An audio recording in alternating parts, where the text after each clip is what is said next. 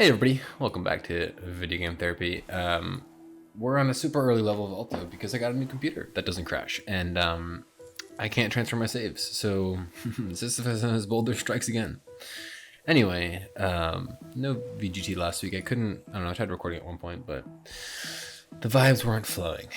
But, and apparently they're still not, I was talking briefly with a friend of mine about painting and art. I guess it was a very, very brief text conversation, but he pretty much said that, a friend had asked him to teach him how to draw in some sense, or if people, I don't know if it's the general case or a specific case, but is my cursor showing up?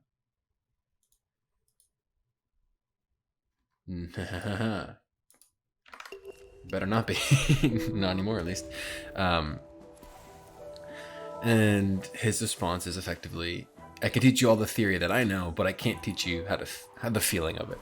Because we were kind of talking about how Bob Ross paintings, they're good objectively, they're beautiful and it's a wonderful landscape, but it sometimes lacks something. It's almost like it's so precise that it doesn't have a certain sense of feeling, which is the feeling I kind of got sometimes, and then he kind of doubled down on it. But I realized I made this connection when he said this. Because I cannot relate with that art aspect. Why would anyone want to learn art from me? But pretty much programming is somewhat similar in the sense that I would tutor for programming courses, and I had been asked, like, how do you get to know the answer so fast? Granted, I'm not great by any means. This was like an intro level course, and it's kind of like you see the same issues over and over again, but also as you code, you learn how to debug, you learn kind of what to look for, null objects, etc. And you know how to do them, and you find your own system. And I would always say something to the effect of, I can teach you what I look for in the questions I ask myself, but I cannot teach you the intuition that comes around of where exactly to look or something. It's almost obvious to me when, if you have a loop in code and maybe it skips over every other object, I might know where exactly to look for that particular change or whatever. And sometimes issues come around that are a little more complex, but it's a little more intuitive. Like, okay, if this is broken and it's based on these three things, then odds are it's just this one thing, and something. Whoa! I just broke the game. Something like that. And I don't know, I just wanted to talk about this a bit. Think about it out loud, if you will. Because I think, that is kind of pretty key when you teach things. It's like, yeah, you can be mechanical as you want about some things, right? You can teach someone the best of form basics and color theory and all that.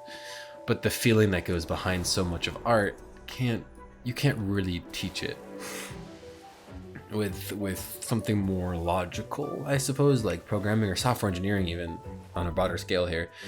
You can teach someone the best design practices and design patterns, but you can't teach the intuition you might have of why you structure one program this way and another program a different way. And even on a deeper scale, in some sense here, just making sure I'm recording everything properly.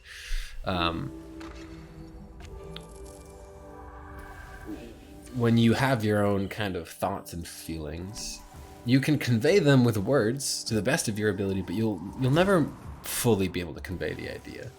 That's kind of what I try to do in a couple of these VGTs. It's like, how do I convey this notion of mental time travel that I have in my head with just words, when to me it means something so powerful or something so important. And it's kind of that, but for art and programming. And I guess on some level you also can't necessarily teach your reason for these things, right? Someone's reason for art may be totally different from someone else's. I just want to speedrun these achievements as best I can here. Part of being good at something is... Oh, cool. It's gonna ask me to wall ride, isn't it? Easy. Okay. Can't even buy it. Cool. Forgot. Oh yeah, is the reason why you do it, and this isn't always the easiest thing to communicate.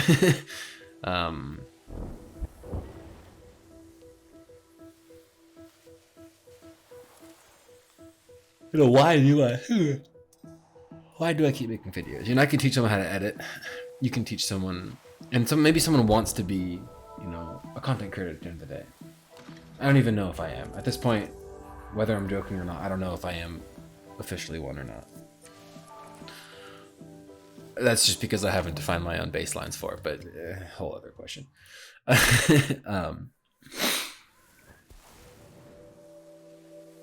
But maybe that's a good example because for guitar, maybe that's an example I can relate with a bit more. But someone can teach me how to play all the chords. They can teach me, how to listen to music.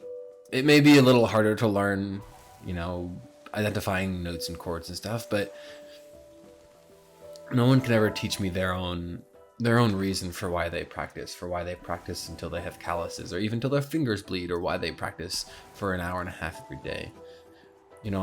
I spend a lot of time on various things, and it's like I can't really explain why I do, and I can't, in the inverse, I can't explain why I'm so bad at following up with my goal to be an artist, to be a better artist, I should say, or to make the art I would like to make. Let's put it that way.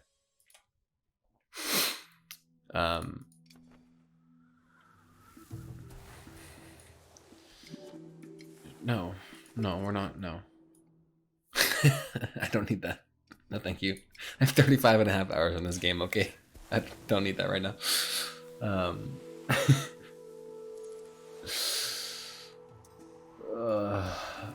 It works in the inverse, right?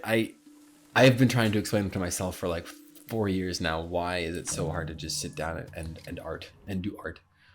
If I get art lessons on the not dozens, maybe 5 or 6 different courses I've done online or tried to do online, none of them are probably ever going to be able to convince me why that person specifically has been able to sit down for hours on end and practice. At some point it becomes habit, sure. I mean, I'm already feeling now like, I don't know, 5-6 weeks into Rosetta Stone on Portuguese on Rosetta Stone, and I'm just kind of doing it every day, and it no longer seems like I'm pushing up against a wall,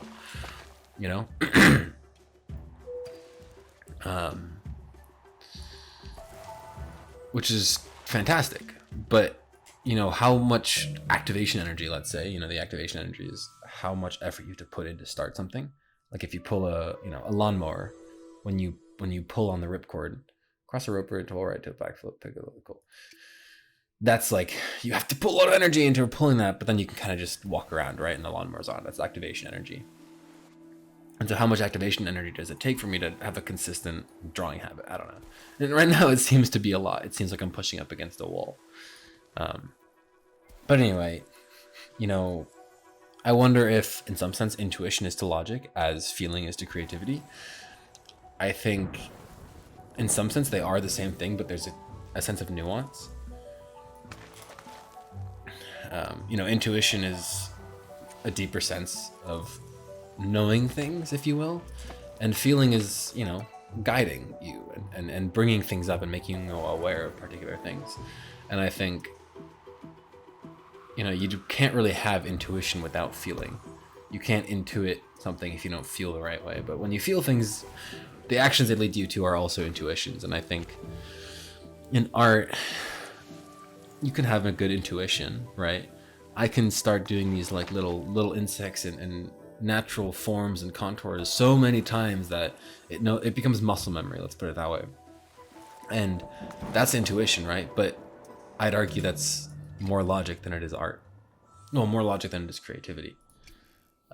That's me having done like something so many times that I can look at the paper and create these shapes, right? And on the flip side, programming, you might have a feeling for how a game might look, but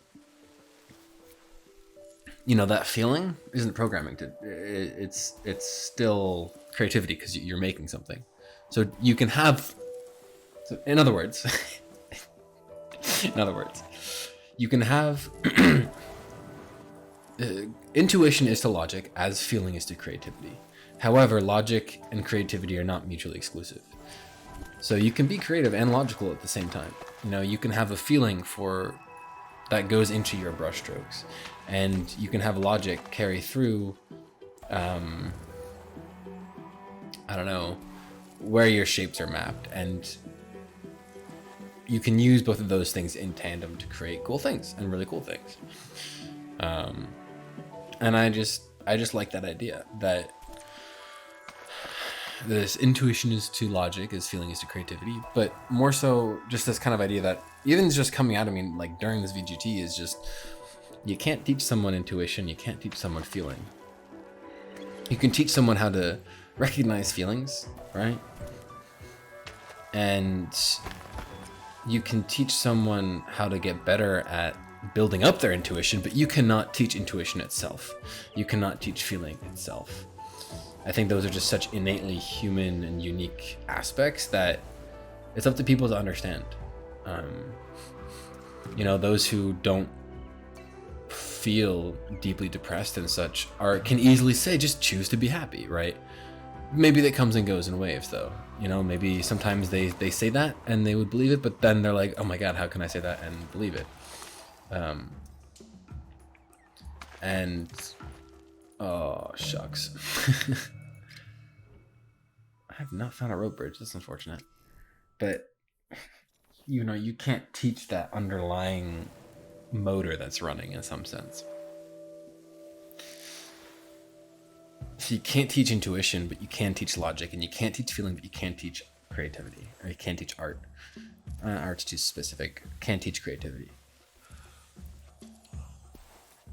And I really like this notion because it's kind of bringing to light something that probably everyone knows, right?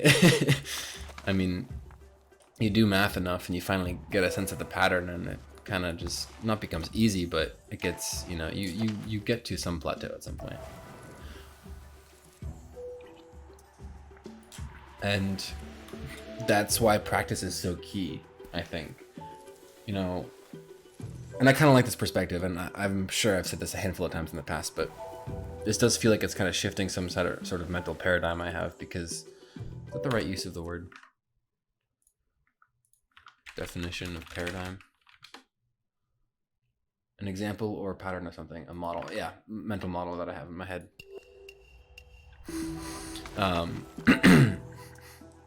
There's a certain paradigm that I have that's kind of being shifted around, that, you know, practicing art, let's say, is not necessarily making me better at art. It is making me better at art, but it's building up that feeling, that how does my feeling show up on the paper, and how can I build my intuition around the mechanical parts of art to make something come alive, to make those feelings really pop, if you will. And if I'm working on a side project for programming, it's, you know, I'm learning a new language or a new framework, or you know, right now I'm doing a little machine learning, natural language processing thing. And that's great, right? I think that's awesome.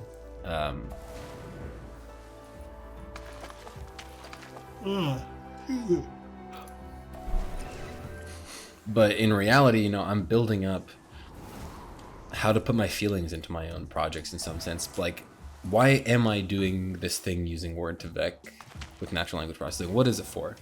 And it's, you know, I'm just curious, building up Linguini, using my Linguini kind of, and also building up my intuition, using models that I haven't trained. What are new issues that come about? How do I figure out how to solve them? What do I learn when I go about solving them? And I think practice, the thing with practice is it's not, you're building up muscle memory and you're building up routine, but honestly it might be more important that you're simply building up your own intuition. It's like you're leveling up your intuition, and the only way to do it is through redundant practice. You can level up your skills in many ways, right? But if you can practice in those redundant periods, you're building up an intuition. And I think I'm gonna end there because I'm losing my train of thought. It's weird. I'm gonna upload this today on a Sunday. I just want to get it out. Hopefully I'll have another one for Saturday, but yeah, thanks for watching. Have a good one. And as always, don't forget to stay awesome. I will see you on Saturday.